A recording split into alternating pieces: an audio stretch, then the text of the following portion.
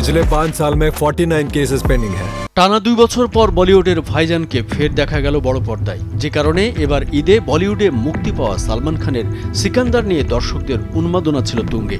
এই ছবির মধ্য দিয়ে যেদিন থেকে সিকান্দারের পোস্টার প্রকাশ্যে এসেছিল সেদিন থেকে প্রহর গুনতে থাকে সালমান ভক্তরা, কিন্তু মুক্তির পরপরই বক্স অফিসে মুখ থুবড়ে পড়ল ছবিটি।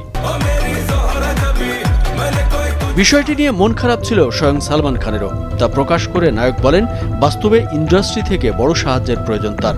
তবে কি ছবিটি বক্স অফিসে এবারেও ব্যর্থ? বলা যায় 4 দিনেই স্পষ্ট হয়ে উঠেছে ছবিটির বক্স অফিস পারফরমেন্স আশানুরূপ নয়। প্রথম দিন আয় 26 কোটি টাকায় নেমেছে। ঈদের দিন একটু ঘুরে দাঁড়ালেও 29 কোটি আয়, পরবর্তী 2 দিনেই রীতিমতো ধস নেমেছে আয়ে। ঈদের তৃতীয় দিন আয় নেমে আসে 19.50 কোটিতে, আর চতুর্থ দিনে নেমে আসে মাত্র 9.75 কোটিতে। 4 দিনে মোট আয় দাঁড়িয়েছে 84.25 কোটি রুপিতে। যেখানে ছবির বাজেট 200 কোটিরও বেশি, সেখানে এই আয় স্পষ্টতই হতাশাজনক। সিকান্দারের এই দুর্দশা আরও বড় হয়ে ওঠে যখন তুলনায় আসে সালমানের আগের ছবি টাইগার 3, যা প্রথম সপ্তাহান্তেই আয় করেছিল 148.50 কোটি। ঈদের উৎসব মানেই সালমান খানের নতুন ছবি। বলা যায় বছরের পর বছর ধরে বলিউডে এই ট্র্যাডিশন চলে আসছে, এবারও তার ব্যতিক্রম হয়নি।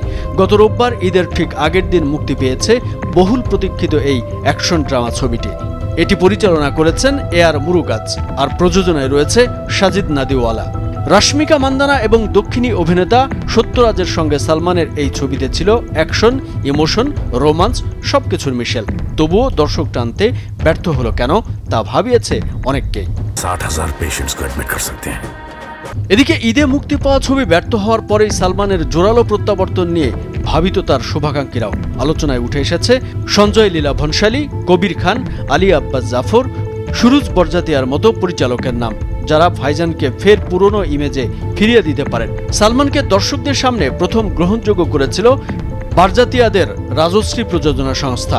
তাদের মেইনে প্যার কিয়া, হোম আপকে হাইকন, হোম সাত সাত হাই সালমানকে প্রেম বানিয়েছে। একইভাবে কবির খানের একটা টাইগার, বজরঙ্গি ভাইজান বক্স অফিসে ঝড় তুলেছিল। একই ফলাফল আলী আব্বাসের সঙ্গে করা টাইগার জিন্দা হাই, সুলতান ছবির ক্ষেত্রেও ভনসালী সালমান জুটি ইতিহাস সৃষ্টি করেছিল। কামরুজ্জামান আরিফ, ভোরের কাগজ।